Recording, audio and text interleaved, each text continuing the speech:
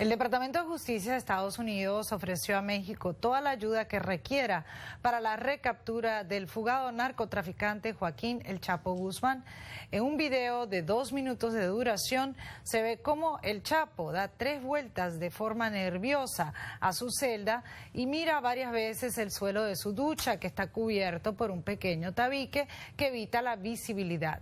Posteriormente, el reo se sienta en la cama para cambiarse de calzado, vuelve a caminar hacia su ducha, se agacha y desaparece por un agujero que no es visible en el video. Para hablarnos del desafío que representa esta fuga, está con nosotros Juan Carlos Hidalgo de Cato Institute. También está con nosotros Robert Valencia, analista de World Policy Institute, y Eric Rojo, experto en asuntos de seguridad.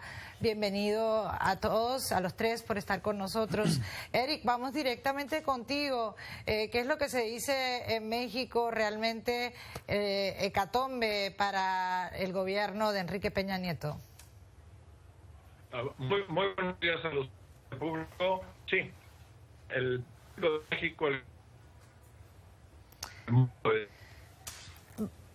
Vamos directamente aquí a nuestros estudios para tener una mejor transmisión, conexión con México. Juan Carlos, la misma pregunta, ¿qué va a hacer Enrique Peña Nieto? Bueno, ya yo creo que la captura del Chapo no es posible. Tal vez las primeras horas eran críticas para lograr capturarlo, pero ya probablemente o se encuentra en la Sierra Madre, en la zona de Sinaloa, en donde es una región montañosa impenetrable, en donde cuenta con la colaboración de la población local, de cientos y no miles de gente que trabaja para su cartel. Así que la posible recaptura del Chapo Guzmán en los próximos días lo veo muy difícil. Ahora lo que queda es reparar la imagen del gobierno, que ha quedado terriblemente lastimada. Ayer salió a relucir de que Estados Unidos sí había solicitado la extradición. En un principio se había dicho que Estados Unidos nunca solicitó la extradición y que esa era una de las razones por las cuales no se había procedido con esa gestión. Sin embargo, Estados Unidos al parecer solicitó la gestión hasta hace un mes, hasta hace unas pocas semanas. Entonces, todavía la administración de Peña Nieto tiene el argumento de que extraditar al Chapo a Estados Unidos no estaba dentro de las cartas en el futuro cercano. Sin embargo, claramente él puso muchísimo énfasis en que esto era un triunfo personal de su administración, la captura, y bueno, y ahora va a tener que cargar con las consecuencias muy pesadas de la gran vergüenza y desprestigio que involucra el segundo escape del Chapo Guzmán. Y una de las cosas en ese sentido, Robert, vamos más tarde, ya en breve, para México, pero Robert, en Nueva York, ¿qué nos puedes decir en cuanto a lo que significa, no tan solo para la presidencia, pero para el país? Porque esto da a entender que las instituciones en México no están funcionando, que hay corrupción, que no hay transparencia y que realmente el sistema jurídico no puede hacer mucho en todos estos casos de narcoterrorismo.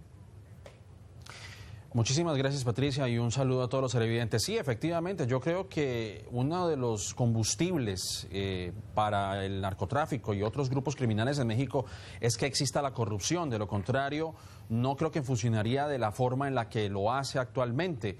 Y lo que hemos visto es otra bofetada a la administración de Enrique Peña Nieto luego de la desaparición de los 43 estudiantes de Ayotzinapa. Yo creo que lo que demuestra es que las instituciones siguen siendo corruptibles, lo cual también hace un replanteamiento de los programas que ha mandado Estados Unidos a México y a Centroamérica, como el Plan Mérida, porque no solamente es México quien está afectado por estos casos de corrupción, pero también Centroamérica, lo vimos con el caso del presidente hondureño.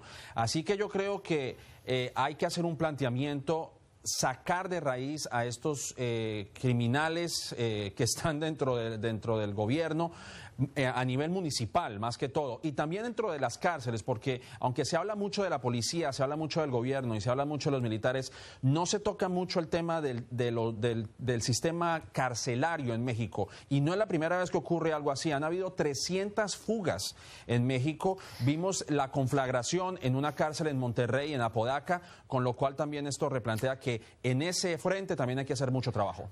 Juan Carlos, una de las cosas que, como estaba hablando en ese sentido, Robert, es lo que esto representa como país para México. Aparentemente, y según lo que ha salido a la prensa, lo que se ha investigado, es que la cárcel no era bien llevada, que si bien la estructura era de seguridad máxima, las personas adentro siempre son corrompibles, y es por eso tal vez que Estados Unidos quería su extradición. Sí, bueno, efectivamente el presidente Peña Nieto quería mandar un mensaje a la comunidad internacional, así como mandó un mensaje con sus reformas económicas diciendo este es un México moderno, esto es un México con instituciones fuertes, este es un México con una economía de mercado abierta al mundo. Con el arresto del Chapo Guzmán y la decisión de mantenerlo en México, lo que se le quería mandar este es un México muy diferente al de hace 14 años, cuando el Chapo Guzmán salió en una canasta a lavandería de una prisión de máxima seguridad. Este es un México con instituciones muy fuertes. Ahora bien, esto no solo revela un enorme caso de corrupción, claramente, pero también hay mucha impericia de por medio. ¿Cómo es posible que el hijo del Chapo Guzmán empiece a mandar tweets 2 semanas antes del escape del Chapo Guzmán, hablando de que pronto estará con nosotros el general, diciendo que el que espera se ve gratificado? Y que nadie se molestó, o sea, en ver estas señales y tratar de ver y tratar de unir los puntos. El hecho de que se empiece a construir un gran acueducto alrededor al lado de la prisión de máxima seguridad, que sirvió de escaparate para que se pudiera entonces también excavar un túnel. Las características de este túnel señalan que se requeriría como más o menos 145 vagonetas de tierra de ser extraídas. Que este movimiento de tierra ocurriera cerca de una prisión de máxima seguridad y nadie se molestara en ver esto. Esto ya no es solo corrupción, ya esto es también incompetencia en todos los niveles.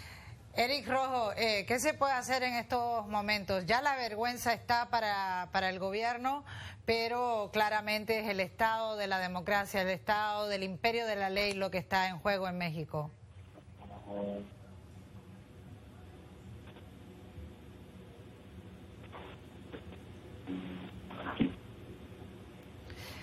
Bueno, vamos a Robert Valencia. Robert, la misma pregunta, no tenemos a Eric todavía.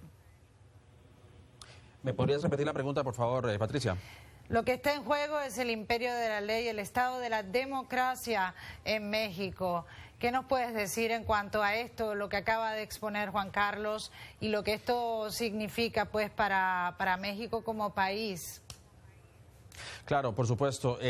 México ha tenido reformas judiciales en los últimos años. Se ha puesto nuevamente a la postre de todo lo ocurrido con Ayotzinapa y lo que hemos visto durante las administraciones pasadas es una reforma a la Constitución, es una reforma a los estamentos judiciales donde se permite que la persona que ha sido arrestada se le juzgue hasta que se le pruebe lo contrario. Es inocente hasta que se le pruebe lo contrario, algo que refleja mucho lo que hemos visto en Estados Unidos. Pero creo que como país esto indudablemente pone contra las cuerdas a México, particularmente a nivel internacional, pero también dentro de sus instituciones al presidente Peña Nieto. No en vano lo que hemos visto en las elecciones anteriores es la victoria de algunas facciones independientes. El caso de Pedro Kumamoto, el del señor Cloutier en Sinaloa, precisamente en la región del norte, el del Bronco en Nuevo León. Lo que hemos visto es que a nivel nacional ha habido un hartazgo de la incompetencia tanto a nivel federal como a nivel municipal, y esto lo hemos visto políticamente hablando. Las personas, el ciudadano de a pie está cansado de ver la corrupción, de ver la ineptitud y obviamente la falta de los derechos humanos por parte también de las Fuerzas Armadas en México. Juan Carlos, ¿ahora qué tiene que hacer Enrique Peña Nieto? ¿Le quedan casi 3 años todavía en el poder? Por las curiosidades del sistema mexicano, en donde una presidencia son 6 años, le quedan 3 años, que es muchísimo tiempo. Básicamente, si estuviéramos en el resto de Latinoamérica, un presidente en esas circunstancias tendría el 75% de su periodo por delante. Pero en las circunstancias particulares de México y los golpes que ha recibido la presidencia de Enrique Peña Nieto, básicamente ya se habla de que su presidencia, la posibilidad de que él pueda avanzar una agenda importante ha muerto. Ya empezaron los candidatos, los posibles candidatos presidenciales a hacer sus movimientos de cara a las próximas elecciones. Los golpes que ha recibido con el tema de los estudiantes de Iguala, que ha recibido con el tema, el caso de la Casa Blanca, ahora con lo del Chapo Guzmán, significa que su popularidad está por los suelos y va a ser muy difícil que pueda avanzar una agenda legislativa importante en los 3 años que le restan. Ahora lo que le queda es tratar de administrar las reformas económicas que se han realizado, en donde también tiene retos importantes. Por ejemplo, la caída en el precio del petróleo, que no estaba dentro de las cartas, era muy difícil de prever. Bueno, esto ha lastimado el éxito posible de su reforma energética. Ya vimos que las primeras concesiones no fueron lo que mucha gente esperaba de exploración de petróleo.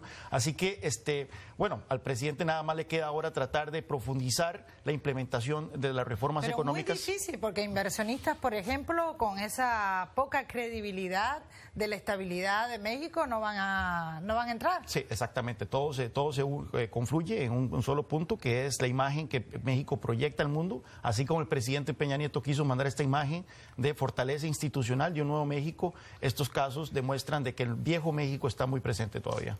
Bueno, y con esas palabras vamos a darle fin a este segmento por el día de hoy. Les agradezco su sintonía. Los espero en Foro la próxima semana con la noticia más allá de los titulares. Les habló Patricia Dalmací.